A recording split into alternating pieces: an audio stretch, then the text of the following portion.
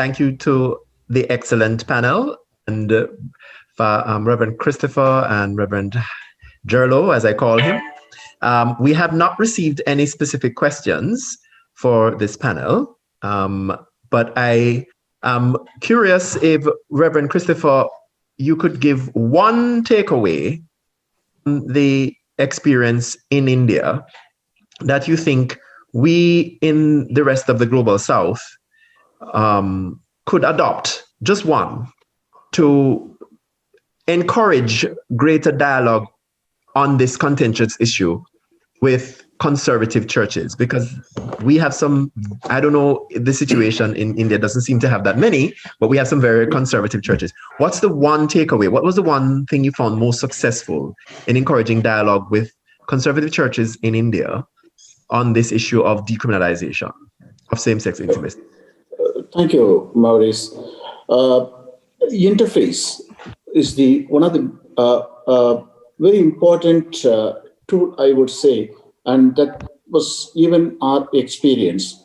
When the church leaders and the LGBTQ plus friends or the congregations they meet, sharing of stories really helped each other to understand each other's position.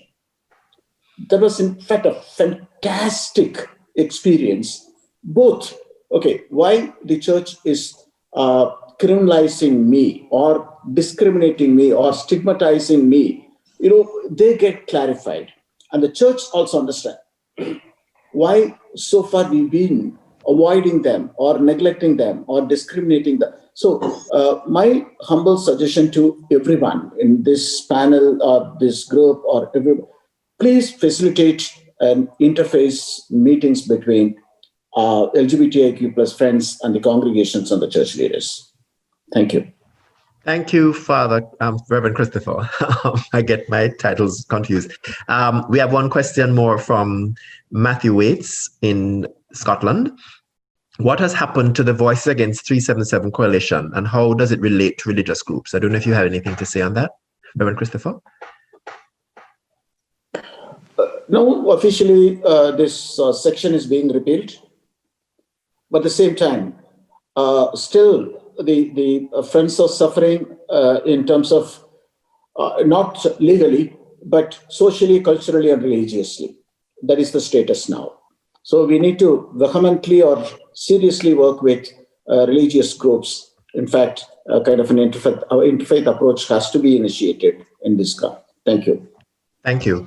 And I don't have a question from the participants for Jerlo, but I am personally very curious.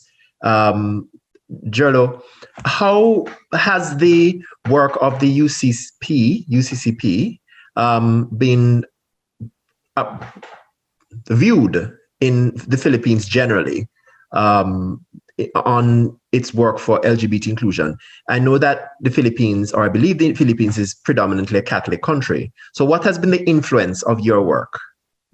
Well, the United Church of Christ in the Philippines is the first church here in the Philippines as a mainline Christian denomination to position herself as an affirming congregation.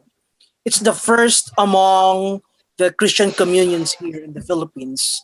And because of that position, it led to our Concordat Church, our partner church, also to release a statement, the Iglesia Filipina Independiente, coming from the Anglican tradition. So because of that, the sharing of that tradition paved the way for our sister church to be inclusive and affirming in that sense. Further, there are also backlash. It is expected that conservative churches, conservative communities would really demonize the United Church of Christ in the Philippines. Some conservative members left the United Church and transferred to more evangelical and fundamental groups. Well, that's expected. Thank you so much, Jerlo. And thank you especially to both of you for staying up so late. I cannot imagine how late it is where you are. It's the clear spirit that keeps us going.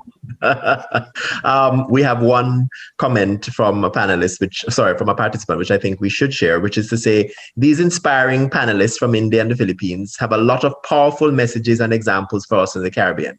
Thank you both so very much. You have given us a lot of food for thought. And I think that is a sentiment that all of us share. So thank you again, gentlemen. And over to you, Father Clifford, for the closing words. Yes, it's been a marvelous morning, and thank you, gentlemen from Asia, for encouraging us here in the way that you have.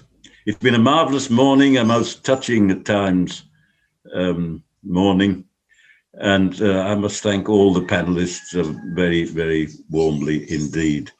Hopefully we shall meet again tomorrow at 9 o'clock EST. Thank you, everybody. We ask blessings on all those who have attended. We ask for the peace of heaven to go with you.